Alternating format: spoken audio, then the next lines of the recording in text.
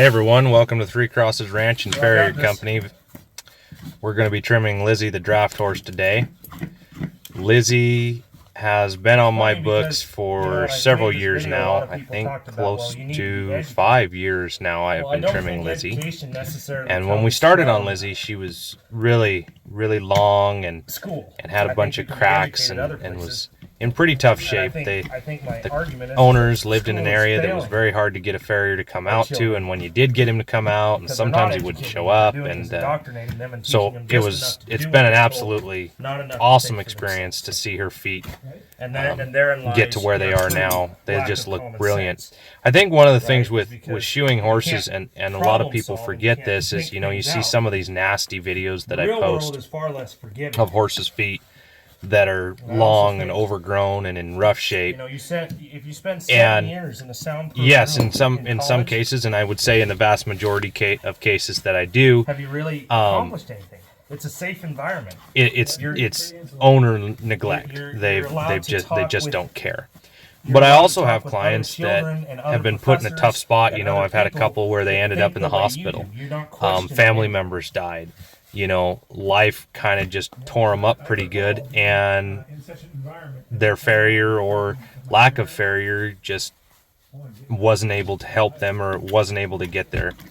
And so in that case, I do have a little sympathy for the client. Lizzy was probably one of those cases. They just could not find a farrier that would show up consistently, and unfortunately in my industry, it's a common problem. Farriers do not show up. They don't show up on time, which really is the easiest part of our job, is just showing up. All you have to do is show up.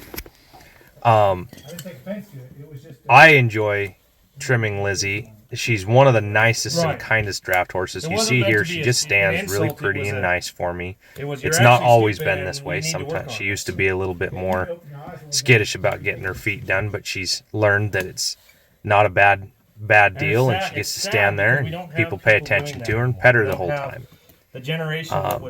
I'm running my nippers again as flat as I can here, so I do as little work with my rasp as possible. It's all about economy of motion.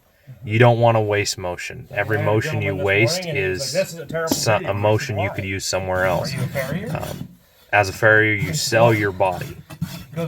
Your body is your only asset, really, in shoeing horses.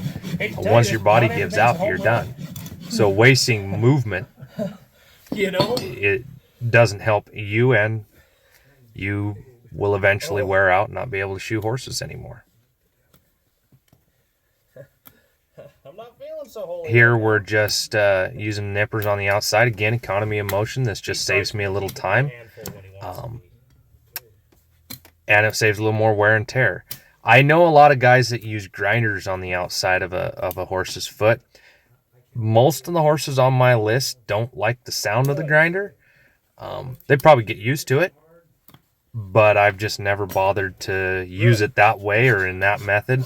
A lot of your cow trimmers use grinders, and the cows are in squeeze chute, and they don't have a choice. But I think I do a better job with a rasp. I like my rasp. I like the way it moves. I think you can get a straighter line.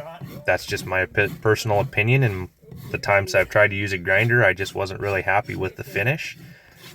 And that's probably more me not having a lot of practice with it than it being a bad tool. But I do enjoy shoeing horses. Is so much fun, and I enjoy the old ways. I enjoy the rasp, the nipper, all of that good stuff. Thanks for watching. Hope you enjoyed the video. Like and subscribe and let us know what you think.